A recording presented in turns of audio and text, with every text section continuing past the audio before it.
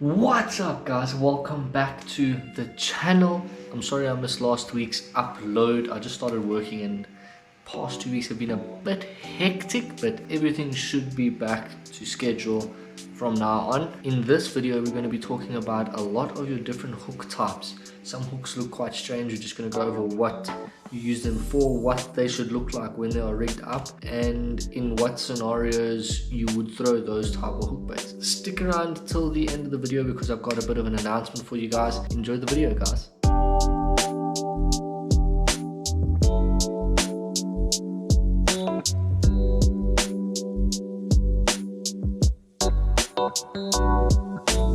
Okay, so starting off with the one that I probably use the most, it's your wide gape hooks. These ones are the Mustad Big Mouse in 3.0.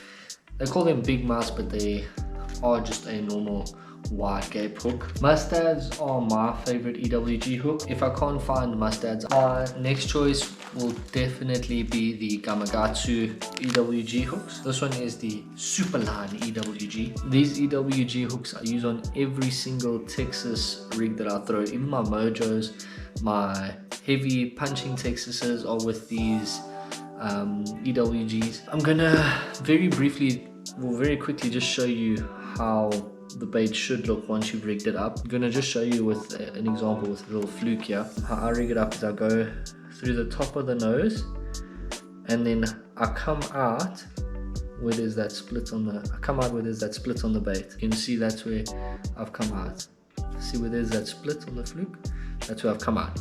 Then I pull it all the way down, pull the hook through, and while I'm pulling it through I twist it so that that curve of the shank is curving in the middle of the bait. So I just twist it around, and I don't know if you can see it on the GoPro, but it's actually, you'll see it like that shank is coming, the curve is coming out straight over there. So the eye's coming in straight of the bait and then it curves down, comes out the bottom of the bait. And then you see where it should come out on the bait. You line it up because you want the bait to sit straight, and then you just poke it through there like that. And then what I like to do is I like to tuck that tip under a little bit of plastic just to make it a bit extra weedless, and then that's what you want your bait to look like. That's what it should look like if it is rigged correctly. Okay, next up is my absolute favorite of all time drop shot hook. It is the Mustad Spin Shots. These spin shots just make it so easy to tie a drop shot rig, so easy and fast. Those two swivels allow the line to not get tangled when you're bringing in your bait. The bait will spin around the line instead of the line actually twisting. I've heard some people say that they lose a lot of fish on these spin shots, but for myself it's not really the case. I have lost fish on the spin shots, but I've lost fish on everything. I've lost fish on a jerk bait with 3 treble hooks on, so but just the convenience, and just because of how easy these spin shots make tying a drop shot rig, and I've fished a drop shot rig very often, it's going to be very difficult to get me to leave these spin shots behind. That's what it looks like rigged up. I've just rigged this little X-Zone drop shot plastic there through the nose. You can see there's a swivel on the top, a swivel on the bottom, and I'll just demonstrate you. Check how this bait spins around. Pull the spin shot. Okay, my fingers are too big. Yeah, no, I'm a big fan of these. Maybe Mustad, if you're watching this, maybe make a spin shot with a circle hook, because I hear those are really good at sticking fish on drop shot. While we're on the topic of these spin shots, I'm going to show you these. I haven't used these, but they are a type of spin shot. These are VMC's wide gape spin shot, so they're essentially exactly the same thing, but with a little 1.0 wide gape hook rather than the other one I showed you earlier. But I'm not going to go too much into detail with this. I'm sticking to the hooks that myself and my dad actually use. I'm not going to go too much into depth on stuff that we don't use. Okay, again, sticking to the drop shot topic, these are the Nautilus circle hooks by Gamakatsu. Those hooks I know for a fact stick fish. Darren Hockley, if you guys have heard about him, he's quite an experienced angler and he lives by those circle hooks for drop shot. Every time he sees me throwing a drop shot hook with a spin shot instead of a circle hook, he gives me a couple chirps. But I must say, the proof is in the pudding. He does not drop fish on those circle hooks. So rig them up exactly the same way through the nose on the plastic. Obviously you'll have to know how to tie a drop shot knot to keep that hook pointing up. Maybe I will make a video in the future of how to tie that drop shot knot to make sure the hook is pointing straight up all the time. Moving on, this next hook is probably one of my dad's favorite setups to throw in the summertime. It is the Flashy Swimmer. These Flashy Swimmers by our owner are essentially a belly weighted EWG hook with a screw lock tip and then a blade attached to some wire which is attached to that belly weight, and that just spins below the swim bait while you're bringing it in. That wire is available in different lengths, so you just need to pick the Flashy Swimmer with the length of your choice, I guess. I've got a little Kitech paddle tail over here. It was on a chatterbait, so the tip is cut off, but you can still use it. So you'll see there's that screw lock tip over there, and you literally just prick it in and screw it on. It is so easy. You just screw the bait on right to the eye of the hook.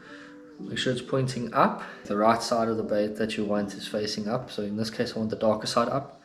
You measure it up, line it up, and you poke it through like a normal EWG hook.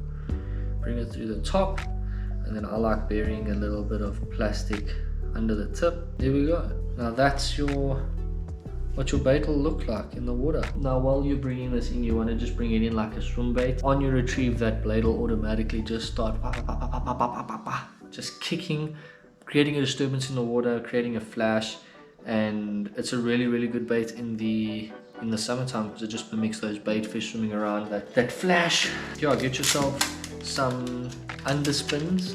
That's what I call them, underspins. Get yourself some underspin hooks. Owner makes these, and yeah, go get yourself some big ones. Next up, we've got the Mystic Baits VMC rugby jig. Proper South African bait here, a rugby jig. This is my favorite type of jig head. I actually only have these. I use them for my shaky head baits. I really enjoy using this as a shaky head. When I'm fishing this bait, I look for areas that have rock on the bottom. I want to be fishing this along the bottom, popping it over those rocks, letting that big tungsten rugby head be knocking on the rock, making a bit of noise, creating a bit of an irritation down there. Because it's a wide gape hook, you rig it exactly like the past wide gapes that I've shown you. There is my shaky head setup. This is a 6.5 inch Guggen Slim Shake worm. It's a very good summer bait. Our bass in South Africa love their big worms in summer, but in winter you downsize, you use the same shaky head on the rocks and you downsize to a smaller worm. You could even put a little, like a 5-inch Senko, fish it as like a big net on it. It's really versatile, this little jig head. You could even put a paddle tail on there and bounce it on the bottom, but I would not fish this in grass because that shape head right there, that rugby ball shape, which is why it's called the rugby jig, that rugby ball is much better for rocks and sandy areas. It's not very streamlined, so if you bring it through grass or algae or whatever, it's just going to pick up all that gunk and pull it through the water while you bring in your lure. So using a rugby jig, stick to your rocks and sandy bottoms. Next up are these missile baits warlock heads. These ones are a worm type hook. You can see there's not a wide gape hook. Let's go to screw cap. These screw caps are actually quite cool because if you guys fish Texas a lot with those wide gape hooks and you thread that bend by the eye through the nose, it comes out at the bottom of the plastic. You know how often that nose of the bait tears. So with these screw locks, it really decreases the amount of how often the nose of your soft plastic tears. Screw lock, just screw the nose of the bait on. The screw lock is so easy to use. It's so easy to use. And then with these worm hooks, if you pull your bait straight, you see how the hook like sticks out. So you don't want to go fully out the other side. You just want to prick that tip in there. You don't want it to stick out the other side, otherwise your bait is not going to be weedless. There we are. That's how it'll go through there. So the worm is still straight, but the hook is literally just under this surface there. If I pull the bait down, you can see it pricking up out of there. Yeah, that's another little shaky head. This one, I would say you can fish it in rock, sand as well, but look at how streamlined that jig head is. So because that jig head is so streamlined compared to this rugby jig, you can see them there side by side.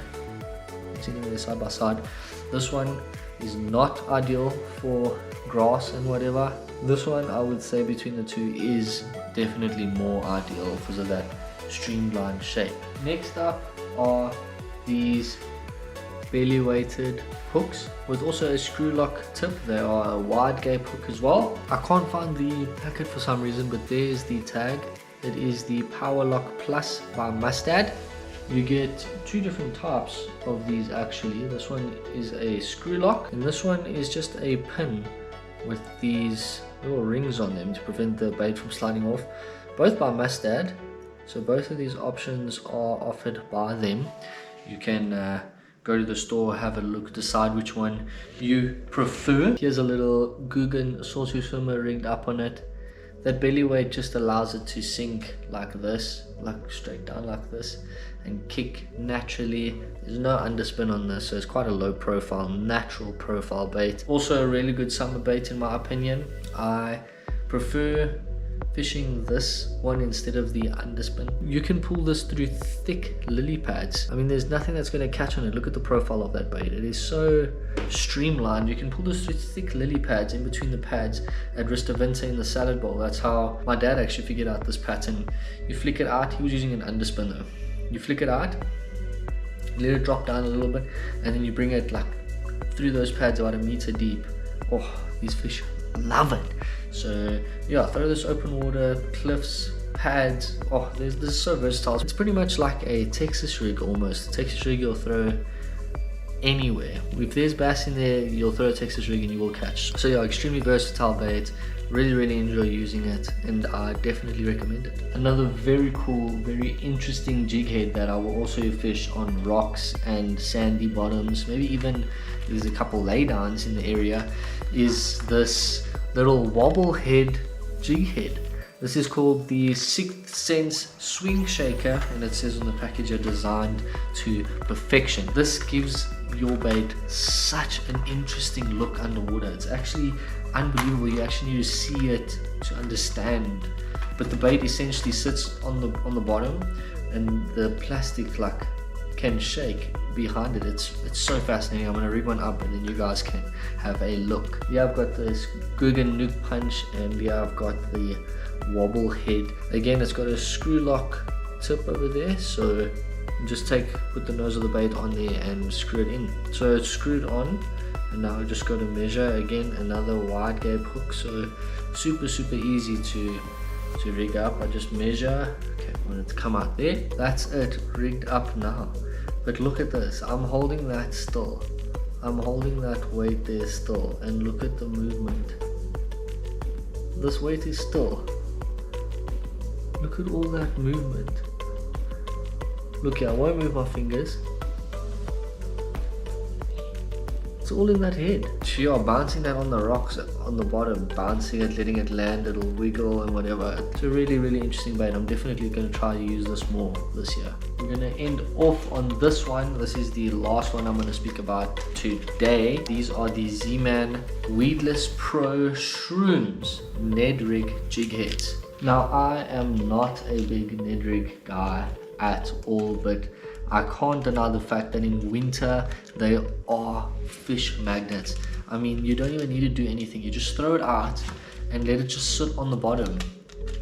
That's it. It's like papgooi almost. You just throw out a Ned Rig. I like to use the Z-Man TRD Tickler. If you guys watched my Vijgenboom video, I think that's what I caught our only fish on. And again, I wasn't even doing anything. I literally flicked it out and I was sitting, and I felt the slightest little, and I ended up catching a fish. So the fish are really skittish, really finicky. You can't get them to eat. Ned Rig, I don't enjoy using them, but I must say they do catch fish. If I'm looking for a really finessey bite, a Ned Rig will put a fish on the boat. It's super slow fishing. precise fishing. You're not going to be covering water, you're going to be fishing a specific piece of structure. But yeah, there's no denying that a Ned rig will catch a fish. So these ones, you'll see have a little weedless weed guard inside there. You can buy them without that. Obviously then you can't fish it in the thick cover or cover at all, because you are going to snag up. This is the same hook, just without the weedless attachment on there. You can see that hook sticks right out, and it needs to, because like I said, you're not going to be doing anything. You flick it out and you let it sit on the bottom. That hook needs to be exposed, so the slightest touch from that fish, it's hooked. Flat nose, so it makes sure the bait is always sitting straight up like that. Try and find yourself some buoyant plastics. I'm not 100% sure what this is. I'm actually not sure. It's got that elastic technology. Try and find a buoyant plastic. I know Z-Man makes really good buoyant plastics. It's gonna help the bait stand up straight. I mean, that nose will do a lot, but if it's buoyant, it'll help it stand up straight, and the whole bait will stand up. Because it wants to stand up straight, if you're fishing a bit of like say you're fishing a 5-inch worm, the tail will droop down and it could pull the bait to lay down like that. You don't want that. You want it to point straight up like that. The slightest current, even if a fish swims past it and it just moves the like tentacles ever so slightly, that's going to catch its attention. It's going to turn around, think, hey, what was going on there? And you are very likely to get a fish on this. Alright guys, so those are all the weird funky hooks that myself and my dad use. The big announcement is that myself and my dad are not going to be fishing A4A in 2024. But that's not all bad news, because we are joining eBass for the 2024 season. It's exciting, it's new venues, it's a size limit of 300 millimeters and more, nothing less, so it's going to be a bit of a challenge. This is the calendar for the year. You guys can have a look at the venues, what you can look forward to. A couple new venues for me, like Harties, Vaal River, Spionkorp. I'm really excited for them, so I think it's going to be an awesome year. First comp, first weekend of Feb. Look forward to that video coming out on the second weekend of Feb. Sweet guys, have a awesome week, an awesome weekend, and I will see you next week. Peace.